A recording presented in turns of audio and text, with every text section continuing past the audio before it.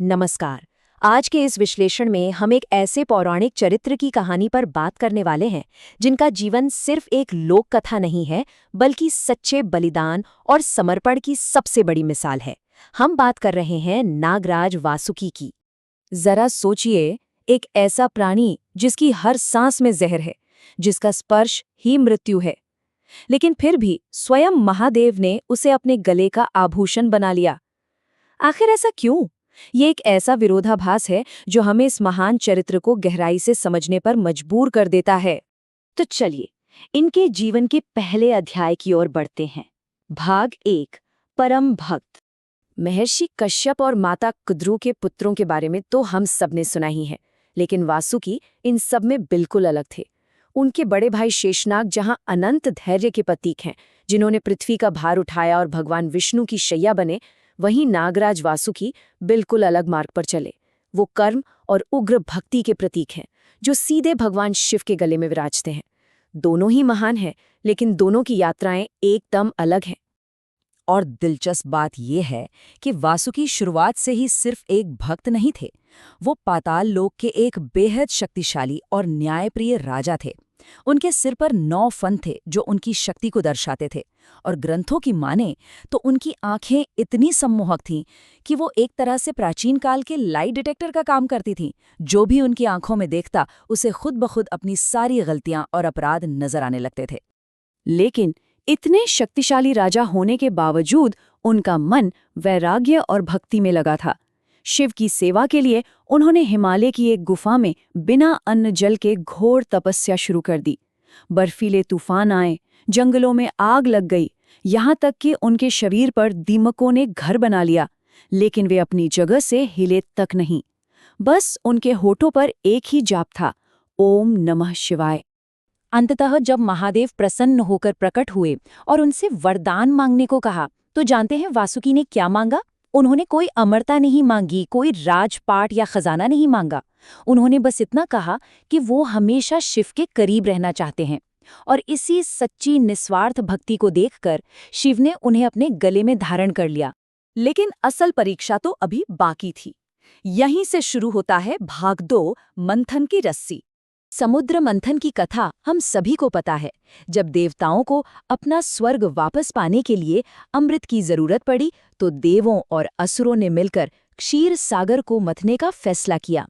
विशाल मंदराचल पर्वत को मथानी तो बना लिया गया, लेकिन इस महाकाय पर्वत को थामने के लिए एक ऐसी रस्सी चाहिए थी जो देवताओं और असुरों दोनों की प्रचंड ताकत सह सके।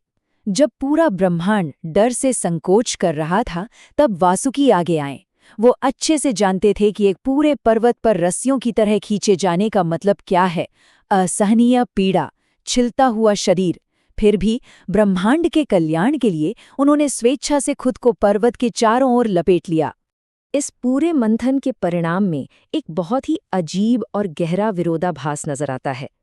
एक तरफ देवताओं और असुरों को कामधेनु, ऐरावत और अमृत जैसी अद्भुत चीजें मिल रही थीं, जिनके लिए वो आपस में लड़ रहे थे। वहीं दूसरी तरफ जो वासुकी इस पूरी प्रक्रिया को संभव बना रहे थे, उनका शरीर भयानक घर्षण के कारण रीढ़ की हड्डी तक से छिल रहा था। वो अपना दर्द चुपचाप सहते रहे। और फिर अमृत से पहले निकला सबसे खौफनाक हलाहल विष।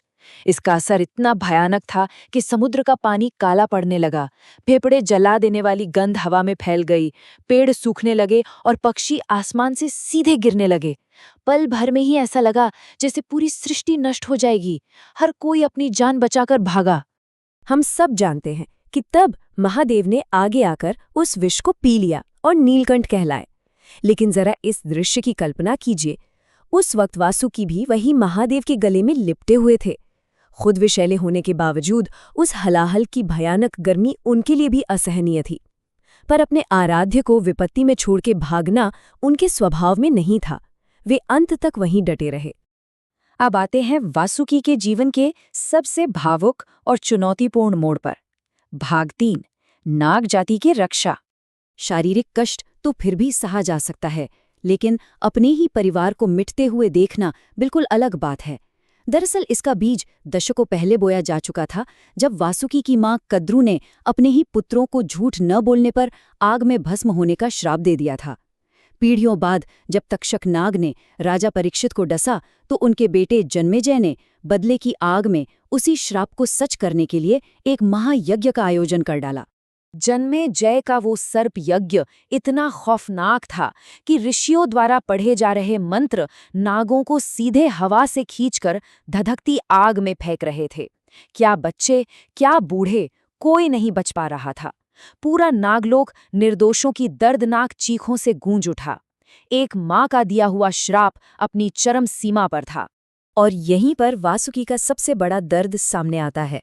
जरा सोचिए, वो महाबली वासुकी जो समुद्र मंथन के दौरान अपनी त्वचा के छिल जाने पर भी उफ तक नहीं किए थे, आज अपनी प्रजा और अपने परिवार को यूं जिंदा जलता देख फूट फूट कर रो पड़े। एक राजा के रूप में उनका सारा बल, सारी शक्तियां उस वक्त उस दैवीय श्राप के सामने बिल्कुल बेबस थीं। लेकिन एक सच्चा मार्गदर्शक घोर निराशा में भी समाधान ढूंढ ही लेता है। उसी बेबसी के पल में वासुकी को ब्रह्मा जी की एक प्राचीन भविष्यवाणी याद आई। उन्होंने बिना समय गवाए अपनी बहन के पुत्र आस्तिक को बुलाया और उसे यज्ञ रोकने की जिम्मेदारी सौंपी। आस्तिक ने अपने अद्भुत वैदिक ज्ञान और सूझबूझ से राजा जन्मेजय को ऐसा प्रभावित किया कि उसे मजबूरन वो यज्ञ रोकना ही पड़ा, और इस तरह नाग जाति पूरी तरह खत्म होने से बच गई। बलिदान और संघर्ष की इस पूरी यात्रा ने उन्हें हमेशा के लिए अमर कर दिया। बढ़ते हैं हमारे अंतिम हिस्से की ओर। भाग 4, एक अमर विरासत। वासुकी के इस निस्वार्थ जीवन को जो सबसे बड़ी और सर्वोच्च मान्यता मिली, वो सदियों बाद कुरुक्षेत्र के युद्ध में देखने को मिली। जब भगवान कृष्ण ने अर्जुन को अपना विराट स्वरूप दिखाया, तो उन्होंने भगवत गीता के 10वें अध्याय में स्पष्ट रूप से कहा, सर्पों में मैं वासुकी हूँ। स्वयं भगवान का ये कहना साबित करता है कि वासुकी का जीवन किस उच्च कोटि का था। अगर हम इस पूरे विश्लेषण से कुछ सीख निकालें तो वो बेहद गहरी हैं। वासुकी का जीवन हमें बताता है कि सच्ची भक्ति कभी कुछ मांगती नहीं है, बल्कि अपना सब कुछ समर्पित कर देती है। सच्चा नेतृत्व कुर्सी पर बैठना नहीं, बल्कि अपनी प्रजा की रक्षा के लिए सबसे आगे खड़े होकर दर्द सहना है। और सबसे अहम बात, सच्ची शक्ति सिर्फ शरीर की ताकत नहीं है, बल्कि टूटते हुए हालात और भावनात्मक विपत्ति में भी अपने धर्म पर अडिग रहना है। और अंत में वासुकी की ये महान गाथा हम सबके सामने एक बहुत ही अहम सवाल छोड़ जाती है, जिस पर हमें विचार जरूर करना चाहिए।